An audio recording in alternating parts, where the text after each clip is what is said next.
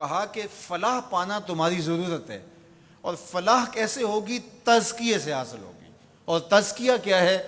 تزکیہ تمہارے باطن کی ستھرائی کا نام ہے، اندر کی پاکیزگی کا نام ہے، تمہارے دامن کی عفت کا نام ہے، تمہارے خیالوں اور سوچوں کی طہارت کا نام ہے، تمہارے طرز معاشرت کی خوبصورتی کا نام ہے، تمہارے انداز حیات کی ندرت کا نام ہے، تمہاری زندگی کا جمال تزکیہ ہے، خوبصورتی تزکیہ ہے۔ اللہ کی حرام کردہ چیزوں سے بچنا، اس کی ممنوعات سے محفوظ رہنا، حتیٰ کہ مکروہات سے بھی، اور یہاں تک کہ ایسی سوچ سے بھی، ایسے خیال سے بھی، ایسے وسوسے سے بھی اپنے آپ کو بچانا، اس کو تزکیہ کہا جاتا ہے۔ اور اللہ تعالیٰ جل شانہ نے یہاں ارشاد فرمایا قد افلح من تزکا، جس نے اپنے اندر کو ستھرا کر لیا۔ باہر تو مل مل کے سارے ہی دھوتے ہیں، لباس پہ بھی سلوٹ نہیں پڑنے دیتے، اور اپنے بدن پہ ایک ریزہ مٹی کا بھی پڑ جائے تو وہ بھی جھاڑتے ہیں۔ کہا یہ بھی اچھی بات ہے، اسلام ستھرائی کا دین ہے، صفائی کا دین ہے، لیکن اس سے کہیں زیادہ اہمیت ہمارے باطن کی صفائی کی ہے، ہمارے اندر کے ستھرا ہونے کی ہے۔ تزکیہ مقصود ہے۔ اب یہ تزکیہ کس طرح ہم حاصل کریں؟ ایک تو اسی آیت کریمہ میں ارشاد فرمایا فذکر اسم ربہ، اپنے رب کا نام ذکر کیا، نام پکارا، یعنی ذکر الہی یہ حصول تزکیہ کا سبب ہوا۔ فصلی، اور دوسری بات ارشاد فرمائی نماز۔ تو یہ تزکیے کا نتیجہ بھی ہے کہ جب اندر تزکیے کے نور سے مالا مال ہوگا تو پھر پیشانی سجدے میں ضرور جھکے گی، اللہ کی بندگی یہ بندے کا مزاج ہوگا۔ اور دوسرا یہ ہے کہ اگر یہ تم حاصل کرنا چاہو تو پھر تمہیں اس عمل سے بھی گزرنا پڑے گا، اور اللہ کا ذکر تمہارے اندر کے زنگ اتارے گا۔ تو جب دل کا زنگ اترا تو دل مزکہ ہو گیا، دل کو تزکیے کی دولت نصیب ہو گئی۔ اور دوسرے مقام پہ اللہ کے محبوب علیہ الصلوۃ والسلام نے دل کے زنگ اتارنے کا جو ایک نسخہ ارشاد فرمایا وہ یہ ہے کہ دل کا زنگ قرآن مجید کی تلاوت سے اترتا ہے۔ اب ذرا دیکھیے قرآن مجید میں بھی اس پر بڑی خوبصورتی کے ساتھ ارشاد فرمایا گیا۔ حضرت ابراہیم علیہ السلام کی جو دعا ہے ربنا وابعث فیہم رسولا، ابراہیم علیہ السلام اللہ کے گھر کی تعمیر کر چکنے کے بعد عرض گزار ہوتے ہیں کہ مالک تیرے گھر کی تعمیر کی، یقیناً تو اس کا بہتر صلہ عطا فرمائے گا، تو اپنی جناب سے جو اجر اور صلہ عطا فرمانا چاہتا ہے اس میں سے میری چاہت یہ ہے کہ تو وہ رسول برحق مبعوث کر دے جو ان پر تیری آیات کی تلاوت کرے۔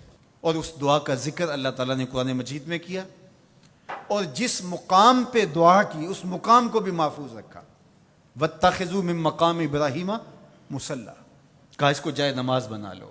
آپ نے حج یا عمرے کی سعادت پائی ہو تو وہاں مطاف سے تو ہر رکاوٹ اٹھائی جاتی ہے کہ طواف کرنے والوں کو کوئی دقت نہ ہو، اور یہاں یہ پتھر نصب کیا ہوا ہے، یا اللہ تیرے گھر کے سامنے یہ پتھر تو نے تو پتھروں سے دور ہٹایا تھا، لیکن اس پتھر کے نیڑے آ کے سجدہ کرنے کا کہا گیا۔ واتخذوا من مقام ابراہیم مصلی، طواف کر لیا، عمرہ کر لیا، حج کی سعادت پائی، طواف زیارت کر لیا، لیکن کہا کہ تمہارا طواف نہیں مانوں گا جب تک 2 رکعت یہاں نہیں پڑھو گے جہاں میرے یار کے قدم لگے۔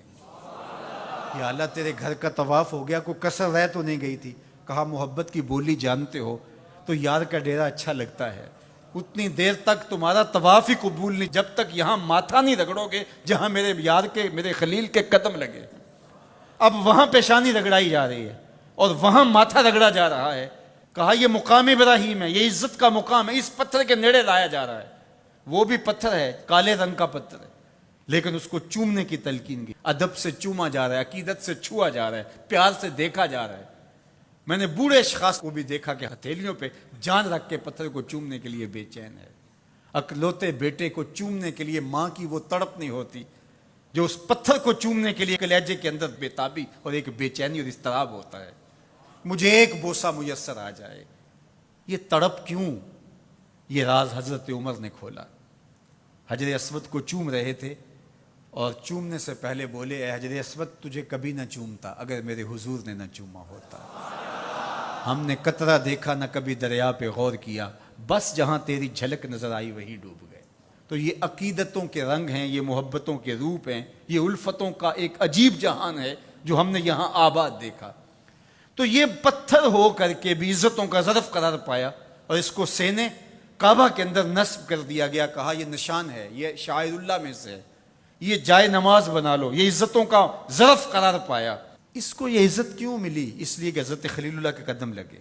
اچھا، کیا حضرت ابراہیم کے قدم ساری زندگی اسی پتھر پہ لگے یا کسی اور پتھر پہ بھی لگے؟